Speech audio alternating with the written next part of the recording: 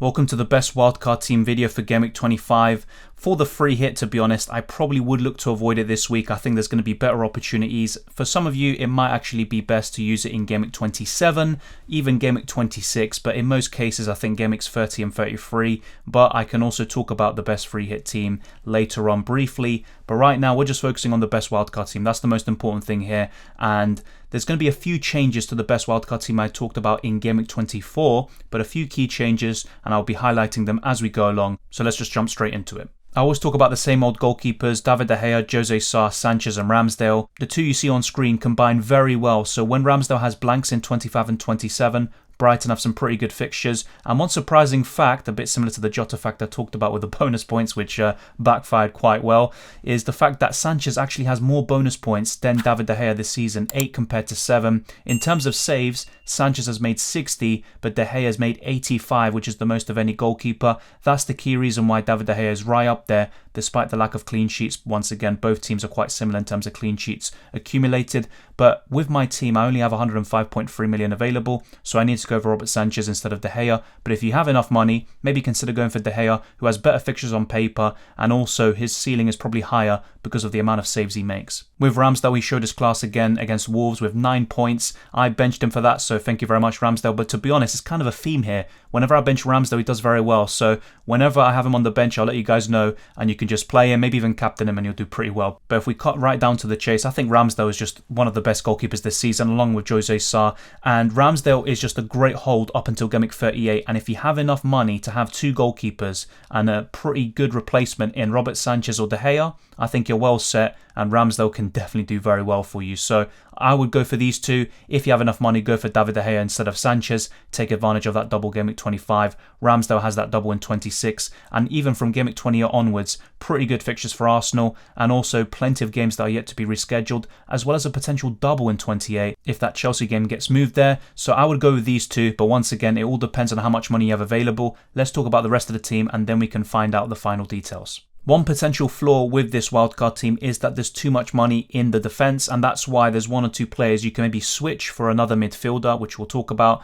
But here we've gone really big at the back with double Liverpool and double City defence. I've seen some people ask, should I triple up on City defence? For me, no. I wouldn't triple up on any defence, even if they're as good as Manchester City. A double up is fine though, especially when you have players like Robertson and Trent with high ceilings. They can get so many assists and bonus points. And Laporte and Cancelo have been a very good combination this season, probably the best defensive combination in the whole game. Then we've got Cody in there. You could go for Aït-Nouri, especially if you have some budget issues, but Aït-Nouri could be rotated in double Gameweek 26, for example. The problem here really is, though, are you going to be playing all of these players in 26? Probably not. You could bench Laporte and maybe the Wolves defender, play Cancelo and the two Liverpool defenders, or if you really want to go big for the double game weekers, so be it, and bench Cancelo. I probably wouldn't do that, but I think it's a pretty good defence. It kind of covers all bases here. Would it impact the rest of the team? Maybe up front, but if we're being honest, the strikers aren't really proving their value this season, so I would actually go quite cheap up front to facilitate these premiums in midfield and defence. So let's get straight into the midfield now. Let me know what you think of this defence, and if it's too much,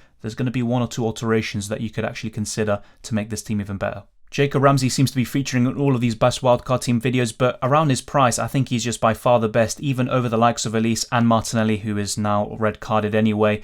But with Ramsey, even when he scored against Arsenal a while back, I think it was around October, and I was actually talking about keeping an eye on him, but I never expected him to be in a position where in 6 games he has 3 double-digit returns. But he's someone you actually want to start from now on, so it's going to be very difficult to actually manage your team here and decide who to start and who to bench. So that's maybe another problem with this best wildcard team. We've gone for him and Coutinho. Both of them did extremely well against Leeds in their 3-3 draw.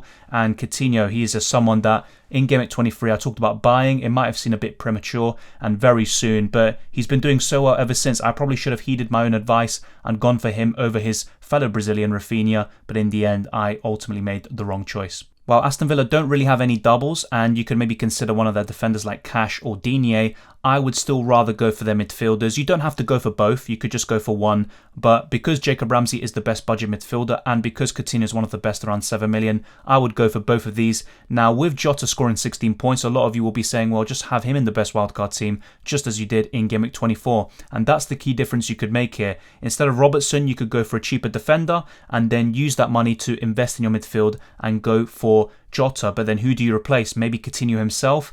Bruno Fernandes is there because he's going to become Heung-min Son later on, but you could also consider moving Bruno Fernandes to Jota and having more money to spend. But then are you going to spend it on your strikers? Maybe on Harry Kane. He's the only premium striker I would consider. I definitely wouldn't be going for Lukaku, who has blanks in 27 and 25. And also when you look at Cristiano Ronaldo, he's someone to have in Game Week 25 more so than in Game Week 26 and beyond. But you could go about it that way and maybe go for Jota instead of Bruno Fernandes, or even Mohamed Salah for now.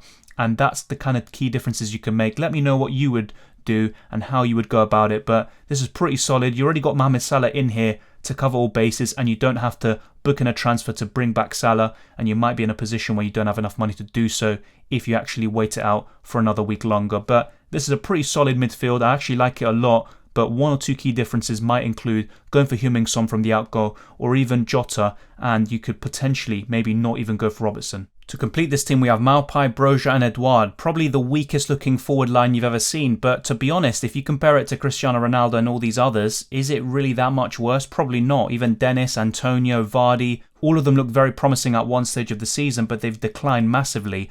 And Maupay is there for double Game Week 25 and some good fixtures up until Game Week 28, a potential double in 29, which would be very difficult against Liverpool and Manchester City if that were to happen. We've got Broja in there as that budget striker. He could be on your bench but do very well when needed. And then we have Edouard, who could occasionally be benched himself, but very good when he does start from time to time. Normally I'd be quite uncomfortable with this team structure because it doesn't really allow you to go for that premium striker just in case someone like Ronaldo, Lukaku or Kane actually finally come to life and do very well. I'll be honest though, with Kane, he has been showing some very good form, but the other two kind of hit and miss, especially recently. But yeah, that's the main problem with this team, I guess. The team structure might be too reliant on your defenders and also your attackers. There's no real way to have more flexibility and go for the medium priced and also the premium strikers that you might want to get at some stage of the season. And that's why I'm going to be showing you right now a few alterations to this team so you can maybe take advantage of Double Game Week 25 a little bit more. And I will also be talking about the transfers you can make to solve any potential issues and make your team very strong in the long term. The changes I made to the best wildcard team I showed you earlier is Cucurella in for Robertson, Jota in for Mohamed Salah and Ronaldo in for Broja. Now, I actually would be 0.5 million off making this team, but if you have enough money, then you could go for this. But for those of you who have a similar budget to me or even have less money at your disposal, then instead of Cucurella, you could just go for a cheap 4.5 million like Davis. I think that's quite simple to solve. But looking at this, I know, Ronaldo and Bruno on a wildcard, are you crazy? Probably. But hear me out. What you could do in Game Week 26 is do something similar to what I'm doing and move Ronaldo on for Harry Kane and Bruno Fernandes on for Mohamed Salah. You should have enough money to do both of those moves, and you could also consider moving Maupay onto Workhorse even in Game Week 26 because Burnley have doubles in 26 and 27, and you could also go for Dennis instead of Edouard if you want a bit more money and you aren't able to afford all of this. But let me know what you think, and do you think this is the superior draft? And I have a sneaky feeling most of you will prefer this one, but these two, in my opinion, are the best wildcard drafts you can make. It just depends if you want to go really big at the back or kind of balance it out and have a really good midfield and also have a plan to get Salah back in as well as a potential Spurs attacker. And if you're asking me, I probably prefer this a little bit more, so this would be my best wildcard team. The first one was showing you if you want to go big at the back, and you can always consider going for De Gea or Jose Sa instead of Sanchez.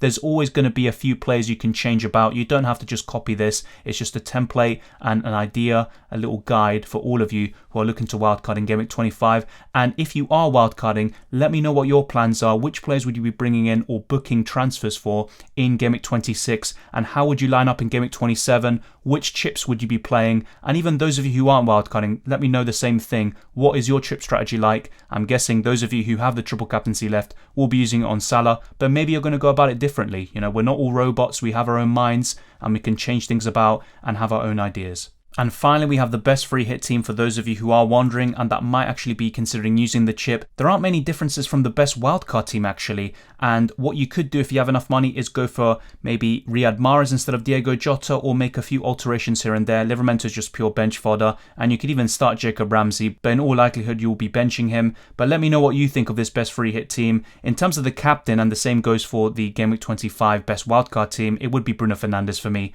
with Ronaldo being the vice, but you might think differently.